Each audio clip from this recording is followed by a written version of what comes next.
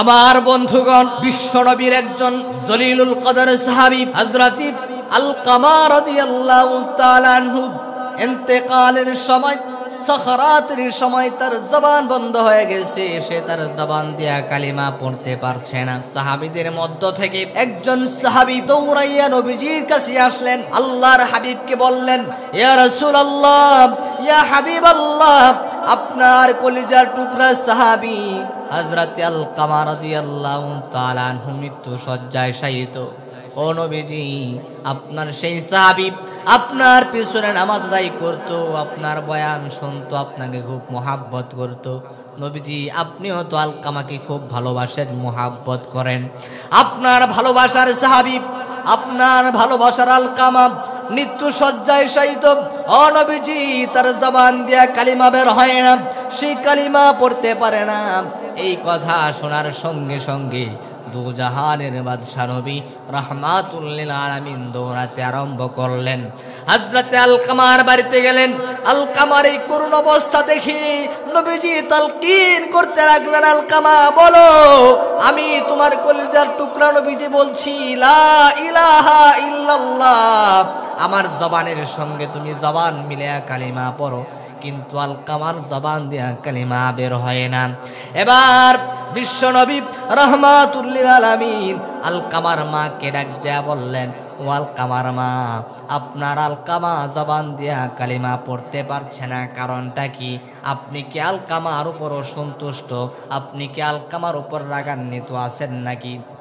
হযরত আলকামা রাদিয়াল্লাহু তাআলা আনহুর মা ডাক দেয়া বলেন, ও নবীজি, আমি আলকামার উপর অসন্তুষ্ট, আমি আলকামার উপর রাগান্বিত আছি। কারণ আলকামা যদিও আপনাকে ভালোবাসে, আপনাকে মুহাব্বত করে, আপনি নবীজিও আলকামাকে ভালোবাসেন, মুহাব্বত করেন, আমিও আলকামাকে ভালোবাসি, মুহাব্বত করি, কিন্তু মাঝে মধ্যে আলকামার যেন কি হয়ে যেত, আমার উপর জুলুম করতো, আমি মাকে কষ্ট দিত, যার কারণে মনে হয় তার জবান দিয়া কালিমা বের হয় না। এবার রাহমাতুল লিল আলামিন আলকামার মাকে ডাক দেয়া বলে, আপনি আলকামাকে মাফ করে দেন, ক্ষমা করে দেন। আপনি মাফ করে দিলে সঙ্গে সঙ্গে আলকামার জবান দিয়া কালিমা বের হয়ে যাবে। আলকামার মা ডাক দেয়া বলে, না, আমি আলকামাকে ক্ষমা করব না, আলকামাকে আমি মাফ করব না, আমাকে অনেক কষ্ট দিয়েছে। এই কথা বলার সঙ্গে সঙ্গে বিশ্বনবী রাহমাতুল লিল আলামিন ডাক দেয়া বলেন, আপনি যদি আপনার সন্তান আলকামাকে ক্ষমা না করেন, তাহলে ময়দানে মাহশারে তার জন্য জাহান্নামের ফয়সালা হবে, কবরের মধ্যে তাকে শাস্তি দেওয়া হবে। যেহেতু তাকে শাস্তি দেওয়া হবে কবরে, দুনিয়াতেই তাকে শাস্তি দেওয়া উচিত। সাহাবীদেরকে ডাক দেয়া বললেন, ও আমার সাহাবীরা, তোমরা লাকড়ি সংগ্রহ করো, আলকামাকে পুড়িয়ে দেব, আলকামাকে জ্বালিয়ে দেব। যে আলকামা জাহান্নামের আগুনের মধ্যে পড়বে, সেই আলকামাকে দুনিয়াতে আগুনের মধ্যে পুড়িয়ে ফেলা হবে। রাসূল সাল্লাল্লাহু আলাইহি ওয়াসাল্লামের কথা অনুযায়ী সাহাবীরা লাকড়ি সংগ্রহ করলেন, আগুন ধরালেন, আলকামাকে সেখানে ফেলে দেওয়া হবে। সঙ্গে সঙ্গে মা ডাক দেয়া বলে, ইয়া রাসূলুল্লাহ, ইয়া হাবিবাল্লাহ, আমি 10 মাস 10 দিন আমার আলকামাকে গর্ভে ধারণ করেছি, কত কষ্ট করেছি, কত মুজাহাদা করেছি।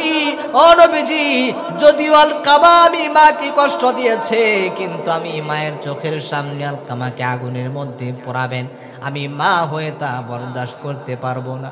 ইয়া রাসূলুল্লাহ, ইয়া হাবিবাল্লাহ, আমার আলকামাকে আগুনের মধ্যে পোড়াবেন না, আমি মা, তাকে ক্ষমা করে দিলাম, আমার অন্তরের মধ্যে আর কোনো কষ্ট নাই, আর কোনো দুঃখ নাই।